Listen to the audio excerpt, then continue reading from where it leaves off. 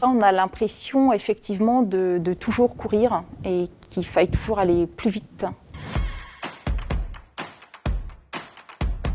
Ma maman est infirmière. Il y a beaucoup de personnes de mon entourage qui travaillent dans le paramédical. Mon papa est aide-soignant.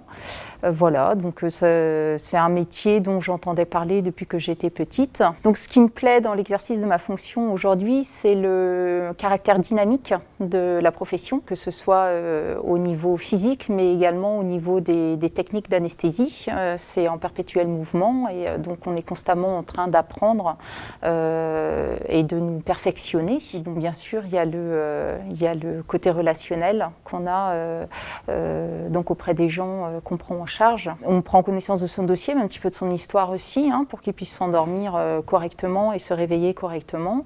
Et voilà, et ces moments-là sont très intenses parce qu'ils sont courts et du coup ils sont denses. Et je trouve que c'est très très bien ça. C'est des moments qui me sont chers. Ce qui va nous manquer aujourd'hui cruellement, c'est le temps, on ne le dira jamais assez. On est de moins en moins de personnel pour de plus en plus d'activités. Il faut toujours aller plus vite et en allant vite et trop vite des fois, on fait moins bien. On n'est pas reconnu à notre valeur. Après, est-ce que ça peut passer par une revalorisation salariale? Certainement. Et des mots aussi, et des regards surtout. Voilà. La CGT propose l'augmentation du budget des hôpitaux et l'embauche massive de personnel, la défense et l'amélioration du statut des fonctionnaires. Concilier sa vie privée avec la vie professionnelle, c'est un enjeu quotidien. On nous demande effectivement de changer des fois des horaires la veille pour le lendemain.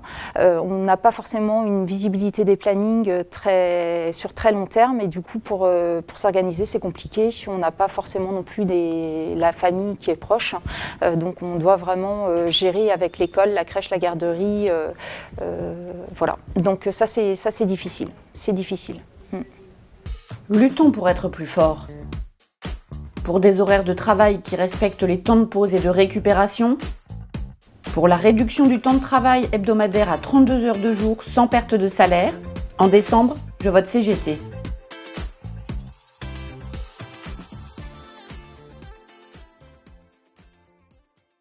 En décembre,